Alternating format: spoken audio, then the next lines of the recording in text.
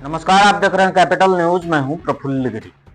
पलामू में gold house के संचालक स्वर्ण व्यवसायी रंजीत सोनी से 1 करोड़ रुपए की रंगदारी मांगे जाने की सूचना सामने आने के बाद पूरे इलाके में हलचल है। रंगदारी मांगने वाले ने खुद को कुख्यात गैंगस्टर प्रिंस खान बताया है और रकम को प्रोटेक्शन मनी का नाम दिया है। हैरानी की बात यह है कि कॉल के लिए वर्चुअल नंबर का इस्तेमाल किया गया, जिससे मामले की गुत्थी और उलझ गई है। लेकिन अब सबसे बड़ा सवाल यह है कि धनबाद से जुड़े एक गैंगस्टर का पलामू के स्थानीय व्यवसायी तक सीधा संपर्क आखिर कैसे बना। लगभग सभी लोग इसी सवाल के जवाब तलाशने में जुटे हैं। पुलिस की जांच जैसे जैसे आगे बढ़ रही है, कुछ पुराने नाम और घटनाएं एक बार फिर चर्चा में आने लगी। लेकिन इन सबके बीच सबसे अहम बात यह है कि पिछले दिनों रांची पुलिस की जांच में यह सामने आ चुका है कि झारखंड में 2 बड़े आपराधिक गिरोह मिलकर एक साथ काम कर रहे हैं। कुख्यात प्रिंस खान और गैंगस्टर सुजीत सिन्हा के गुर्गों पर गोलीबारी और रंगदारी वसूली में शामिल होने के आरोप लगे थे। इसी गठजोड़ ने पूरे राज्य में कारोबारियों के बीच डर का माहौल बनाया था। अब सवाल उठता है कि क्या इसी नेटवर्क की परछाई अब पलामू तक पहुंची है? और यह अंदेशा यूं ही नहीं लगाया जा रहा है, इसके पीछे एक तर्कपूर्ण वजह है। पिछले दिनों रांची पुलिस ने खुलासा किया था। सबसे पहले आप रांची के सिटी एसपी पारस राणा को सुनिए कि उन्होंने क्या कहा था। सुजीत सिन्हा डायरेक्टली प्रिंस खान जो अभी यूएई में है तथा जितने बिजनेसमैन वगैरह हैं उनको धमकी देता रहता है। इन दोनों की आपस में बातचीत लगातार होती रहती है। प्रिंस खान की और सुजीत सिन्हा की आपस में बातचीत होती है।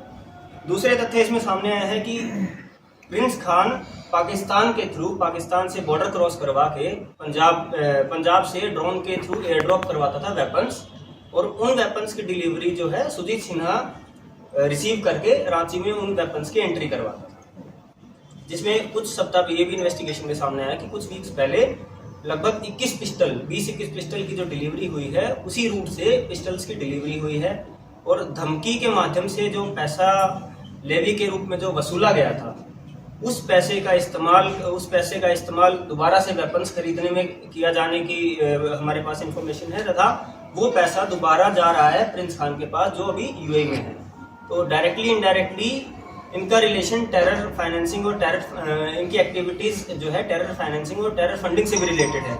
कि इंडिया में पाकिस्तान के थ्रू एयर ड्रॉप करके जो वेपन्स मंगाए जा रहे हैं, उसकी फंडिंग यहाँ से की जा रही थी, तथा उनकी जो फाइनेंसिंग थी वो झारखंड में विभिन्न बिजनेसमैन हो गए या फिर जो जितने भी जो आम जनता से जो जितने भी जो अपराध करवाए जा रहे थे, तथा लोगों को हायर करने की भी इस संस्था में लोगों को हायर करने की भी कोशिश की जा रही थी। तो आपने सुना, रांची पुलिस की जांच में यह खुलासा हो चुका है कि झारखंड में 2 बड़े आपराधिक गिरोह एक साथ मिलकर काम कर रहे हैं। कुख्यात प्रिंस खान और जेल में बंद गैंगस्टर सुजीत सिन्हा के गिरोह के लोग न केवल गोलीबारी की घटनाओं को अंजाम दे रहे हैं, बल्कि रंगदारी वसूली में भी सक्रिय हैं। पुलिस जांच में यह भी सामने आया था कि सुजीत सिन्हा और प्रिंस खान के बीच लगातार बातचीत हो रही थी। इसी कड़ी में रांची पुलिस ने सुजीत सिन्हा की पत्नी रिया सिन्हा समेत 5 लोगों को गिरफ्तार भी किया था। इनके पास से 3 पिस्टल, 7 मैगजीन, 13 जिंदा कारतूस, एक कार और मोबाइल फोन बरामद किए गए थे। सिटी एसपी पारस राणा ने उस समय बताया था कि पूछताछ में आरोपियों से कई अहम जानकारियां मिली हैं, जिनके आधार पर पुलिस आगे की कार्रवाई कर रही है। हालांकि पलामू में प्रिंस खान के नाम से रंगदारी मांगे जाने के मामले में सुजीत सिन्हा गिरोह का कितना हाथ है, अभी तक ये साफ नहीं हुआ है। लेकिन पुलिस की माने तो जिस तरीके से कॉल किया गया, भाषा और अंदाज जिस तरीके का था, वो किसी स्थानीय शरारत से ज्यादा पेशेवर अपराधी की ओर इशारा कर रहा है। पुलिस फिलहाल किसी निष्कर्ष पर पहुंचने से बच रही है। आपको बता दें, पहले भी डाल्टनगंज और आसपास के इलाकों में सुजीत सिन्हा गिरोह से जुड़ी घटनाएं सामने आ चुकी हैं। बम फेंकने से लेकर स्वर्ण व्यवसायियों और क्रशर कारोबारियों से रंगदारी मांगने के मामले भी दर्ज हैं। यही वजह है कि इस बार पुलिस किसी भी एंगल को नजरअंदाज नहीं करना चाहती। सूत्र बताते हैं कि कॉल के तकनीकी पहलुओं, वर्चुअल नंबर के स्रोत और पुराने आपराधिक रिकॉर्ड को जोड़कर एक बड़ा चित्र बनाने की कोशिश हो रही है। यह भी जांच का विषय है कि क्या यह कॉल किसी बड़े नेटवर्क का विस्तार है या फिर किसी ने पुराने नाम का इस्तेमाल कर डर फैलाने की कोशिश की है।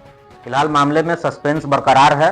न तो पुलिस किसी गैंग की सीधी भूमिका की पुष्टि कर रही है और न ही इसे महज अफवाह मानकर खारिज किया जा रहा है। जांच की हर कड़ी एक नए सवाल की ओर ले जा रही है।